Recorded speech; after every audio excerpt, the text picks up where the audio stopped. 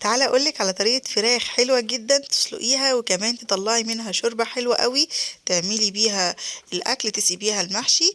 اول حاجة هنعملها هنا هنجيب الفراخ بتاعتنا هنقطعها التقطيع اللي تعجبك يعني، وهنشيل اي زوايد فيها اللي مثلا اي حاجة بتعمل زفارة اللي هي الجناح الصغير ده ممكن نشيله.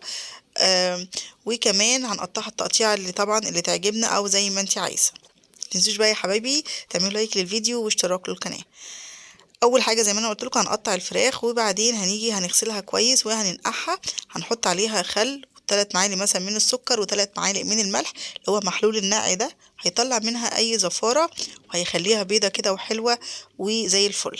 هنيجي بقى علشان نسويها هنجيب حله على النار، هنحط معلقه كبيره من السمنه. اول ما تبدا تسيح والحله تسخن كده هنزل بالفراخ بتاعتي، هبدا اشوح الفراخ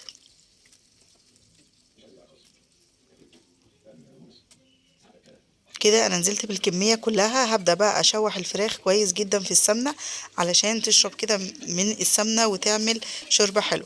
هنزل عليها بجزراية وبصلاية، وبرضه هشوح البصل والجزر مع الفراخ.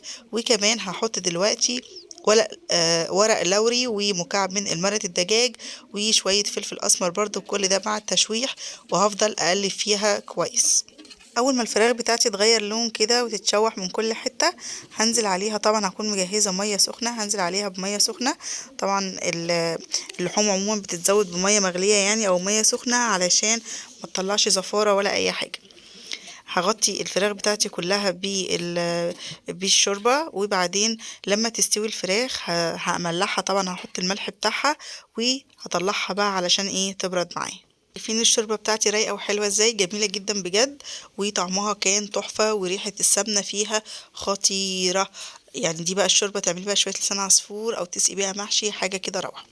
هنا بقى هبدأ اعمل الكفر بتاع الفراخ بتاعتي بعد ما هديت خالص. جبت 3 بيضات او بيضتين، حطيت عليهم كوباية من الشوربة بتاعت الفراخ، وبهرت البيض ده بشوية ملح، وحطيت برضو فلفل اسمر علشان الزفارة. جبت بقى البصمات والفيجيتار بتاعي وكيس من الفيجيتار الحار كده، قلبت كل ده مع بعض، وكمان بهرنا البصمات والفيجيتار، حطيت ملح وفلفل اسمر وبابريكا وكمون. طبعا احمد اللي كان بيعمل الفراخ دي بجد كانت حلوة جدا تحفة بجد. الكفر بتاعنا بقى من غير دقيق ومن غير اي حاجة، هجيب الفراخ بس اهم حاجة تكون بردت كده علشان تمسك نفسها.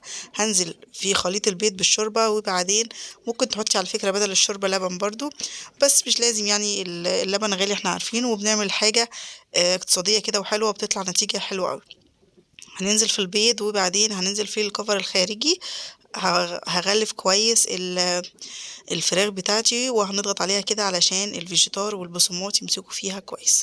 طبعا هنعمل الكمية كلها بنفس الطريقة دي زي ما انتم شايفين كده. وبعدين اول ما الكمية بتاعتي كلها تجهز هحطها في الفريزر علشان تتشمع شوية والبصمات يمسك فيها، علشان برضه لما تيجي تحطيها في الزيت السخن ما الطبقة الخارجية ما تفكش معاكي. وبس بالطريقة دي ان شاء الله ما فيش حاجة هتفك معاكي وهتطلع معاكي حلوة جدا. وزي ما انتم شايفين كده بقت جاهزة خالص، حطيناها في الفريزر شوية. ووقت التسوية بقى جبنا طاسة حطينا فيها زيت، زيت طبعا لازم يكون سخن، ونزلنا بيها بالفراخ. شايفين لونها حلو ازاي، والا بقى طعمها يا نهار ابيض جميلة جدا. جربوا الطريقة دي بجد حلوة قوي. وطبعا عملت الكمية كلها بنفس الطريقة.